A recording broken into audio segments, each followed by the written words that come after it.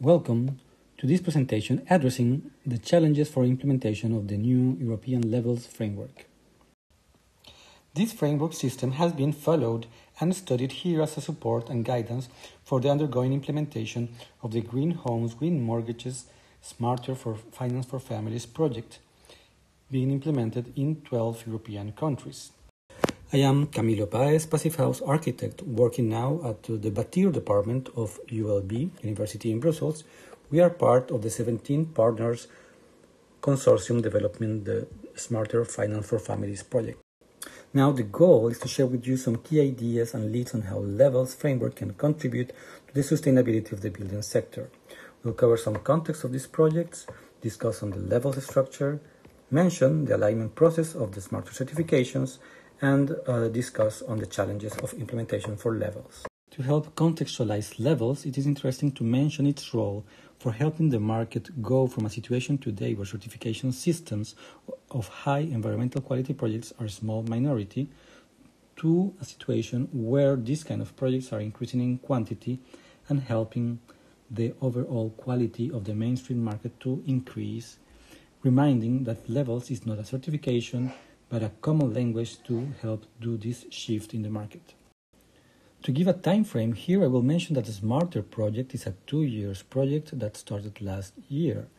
So we are in the middle of its development, where a series of research and preparatory phases have allowed to starting the implementation phase now, where agreements with banking institutions and developers are allowing to offer these green mortgages in the implementing countries. And this process is supported by certifications that we task to align with the version 1 of Levels that was released in 2017. And we foresee to do a second alignment verification based on the release of the second version, market ready, of the Levels framework that is announced in the coming months or even in the coming weeks. More than 130 projects and different kinds of stakeholders participated in the testing phase of Levels during last year, and for our work we used several of the feedback from this testing phase, mainly the one from the Architects Council of Europe. Now I will give a concise description of some of the characteristics of the Levels framework, which is meant to be applied in 3 different levels of progressive complexity for a common assessment, a comparative assessment, and an optimization assessment of the projects.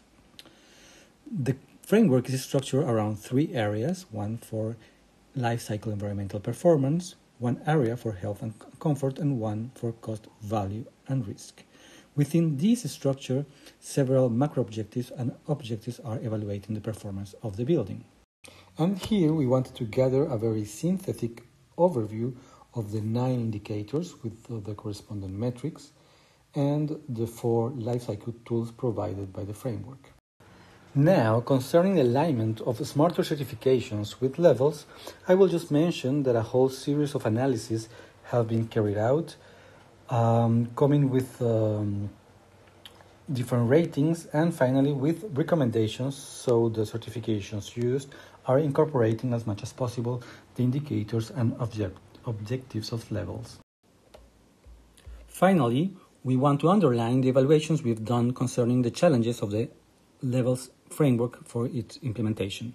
First, with a general question concerning the potential for market uptake, then with 3 thematic questions concerning bioclimatic design, the correspondence to the project process, and the evaluation of buildings as real estate assets.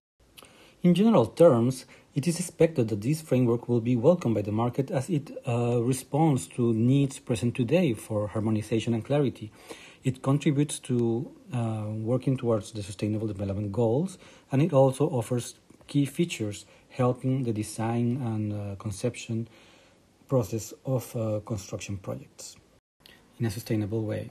Nonetheless, as the framework does not propose minimal performance requirements that are meant to be set by local or national regulation or by private developers, it will help the market implementation that the framework itself proposes some references and information about the performance benchmarks. And also, of course, clarity and user-friendliness will help the market uptake.